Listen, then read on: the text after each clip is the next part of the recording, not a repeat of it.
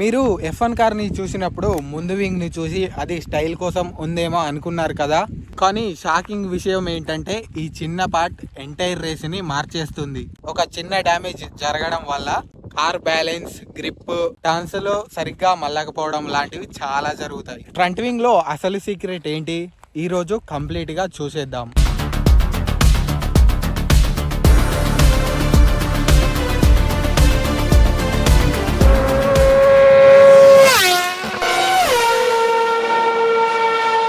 Hey guys, welcome back to my YouTube channel. This is Jain vlogger. So నిన్నటి వీడియోలో వచ్చేసి మనం F1 కార్స్ కి ఎన్ని పార్ట్స్ ఉన్నాయి, ఎందుకు ఉన్నాయి, అవి ఎలా వర్క్ అవుతాయి అన్న దాని గురించి మాట్లాడుకున్నాం.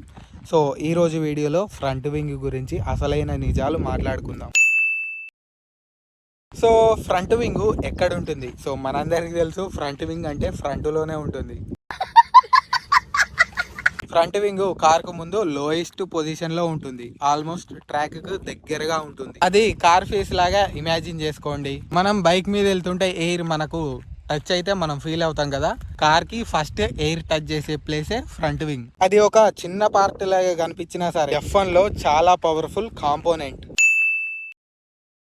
అసలు ఫ్రంట్ వింగ్ యాక్చువల్ వర్క్ ఏంటి? చాలా మంది అనుకుంటారు ఫ్రంట్ వింగ్ కార్ ని పుష్ చేస్తుందని, కానీ అది కరెక్ట్ కాదు. Front wing main work air ని కంట్రోల్ చేయడం. ఇమాజిన్ చేసుకోండి, మీరు ఒక రాయిని చెరువులో వేసారనుకోండి, నీళ్ళన్నీ డిస్టర్బ్ అవుతాయి కదా, వాటర్ అన్ని డైరెక్షన్ చేసుకుంటాయి కదా. సో సేమ్ అలాగే ఎయిర్ వచ్చి ఫ్రంట్ వింగ్ ని హిట్ చేసినప్పుడు ఎయిర్ డైరెక్షన్ ని చేంజ్ చేసుకుంటుంది. ఎయిర్ ని కరెక్ట్ గా కార్ కింద టైర్స్ కి పంపుతుంది. ఇది అసలు ఎందుకు ఇంపార్టెంట్? ఎందుకంటే ఎయిర్ ఫ్లో కరెక్ట్ గా లేకపోతే గ్రిప్ తగ్గుతుంది, స్పీడ్ తగ్గుతుంది, టర్న్స్ సరిగ్గా తీసుకోదు. Down force secret. Front wing biggest job వచ్చేసి డౌన్ ఫోర్స్ ని క్రియేట్ చేయడం అన్నమాట. డౌన్ ఫోర్స్ అంటే సింపుల్ గా కార్ ని రోడ్డుకి ప్రెస్ చేయడం. మీరు హ్యాండ్ ని కార్ బయట పెట్టి ఇలా ఫ్లాట్ గా అలా పెడితే ఎయిర్ మీ చేయిని పుష్ చేస్తుంది కదా, సేమ్ అలానే యాంగిల్ మార్చితే ఫీల్ మారుతుంది. సేమ్ అలాగే ఇక్కడ కూడా వర్క్ అవుతుంది. డౌన్ ఫోర్స్ ఎక్కువగా ఉంటే చాలా సింపుల్ గా కార్నర్స్ లో వెళ్ళిపోవచ్చు. అదే డౌన్ ఫోర్స్ తక్కువగా ఉంటే కారు స్లైడ్ అయ్యే ప్రమాదం ఉంది, ఎందుకంటే అవి చాలా స్పీడ్ లో ఉంటాయి కాబట్టి. Why drivers care so much about front wing? Drivers front wing settings గురించి ఇంజనీర్స్ తో చాలా మాట్లాడతారు, ఎందుకంటే ఒక స్మాల్ చేంజ్ కూడా బిగ్ ఇంపాక్ట్ చూపిస్తుంది. సో ఎగ్జాంపుల్, వింగ్ యాంగిల్ ని కొంచెం ఇంక్రీజ్ చేస్తే గ్రిప్ పెరగొచ్చు, కానీ టాప్ స్పీడ్ తగ్గిపోతుంది. యాంగిల్ డిక్రీజ్ చేస్తే స్ట్రైట్ లైన్ లో చాలా స్పీడ్ గా వెళ్తుంది, కానీ కార్నర్స్ లో బ్యాలెన్స్ తప్పుతుంది. అంటే speed versus control balance game అన్నమాట.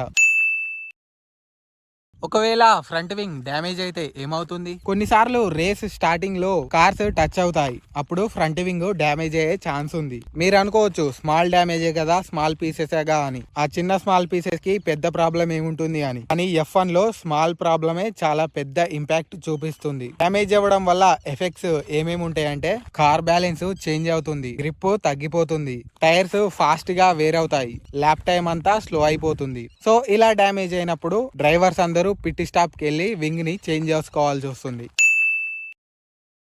ఇంట్రెస్టింగ్ థింగ్ ఏంటంటే, ఫ్రంట్ వింగ్ కోసం కొన్ని లక్షలు కోట్లు ఖర్చు పెట్టి టెస్ట్లు చేస్తారు. ఫ్రంట్ వింగ్ డిజైన్ కోసం టీం అందరూ కలిసి చాలా గంటలు కష్టపడతారు. చిన్న చిన్న చేంజెస్ కోసం లక్షలు కోట్లలో ఖర్చు పెడతారు. ఎందుకు అంత ఖర్చు పెడతారంటే 0.1 సెకండ్ కూడా రేస్ మొత్తాన్నే మార్చేయగలదు, అందుకోసం. సో గైస్, ఇప్పుడు ఫ్రంట్ వింగ్ సీక్రెట్ మొత్తం అర్థమైందని అనుకుంటా. సింపుల్ గా చెప్పాలి అంటే, ఫ్రంట్ వింగ్ ఎయిర్ ని కంట్రోల్ చేస్తుంది, ఎయిర్ కంట్రోల్ డౌన్ ఫోర్స్ ని క్రియేట్ చేస్తుంది, డౌన్ ఫోర్స్ గ్రిప్ ఇస్తుంది, గ్రిప్ స్పీడ్ ను పెంచుతుంది. అలా చిన్న పార్ట్ లాగా కనిపించినా సరే అది రేసింగ్ లో చాలా పెద్ద రోల్ ప్లే చేస్తుంది. స్మాల్ పార్ట్ లాగా కనిపించినా సరే అది కార్ ఎంటైర్ బిహేవియర్ నే చేంజ్ చేస్తుంది. అందుకే ఫ్రంట్ వింగ్ అంత ఇంపార్టెంట్. రేపటి వీడియోలో మనం రేర్ వింగ్ గురించి మాట్లాడుకుందాం. సో నాకైతే లేదు, ఉందనుకోకండి, నాకైతే లేదు. వెనకాల ఇట్లా అన్నానని ఉందనుకుంటారు కొంతమంది. అసలు రేర్ వింగ్ లేకుంటే కార్ మొత్తం ఫ్లై అయిపోతుందా? సో నిజాలు రేపైతే మాట్లాడేసుకుందాం. సో మొత్తం న్యూస్ వాళ్ళు మాట్లాడినట్టు మాట్లాడుతున్నాయి ఈ మధ్యన. So that's it for today. Thanks for watching. Bye bye.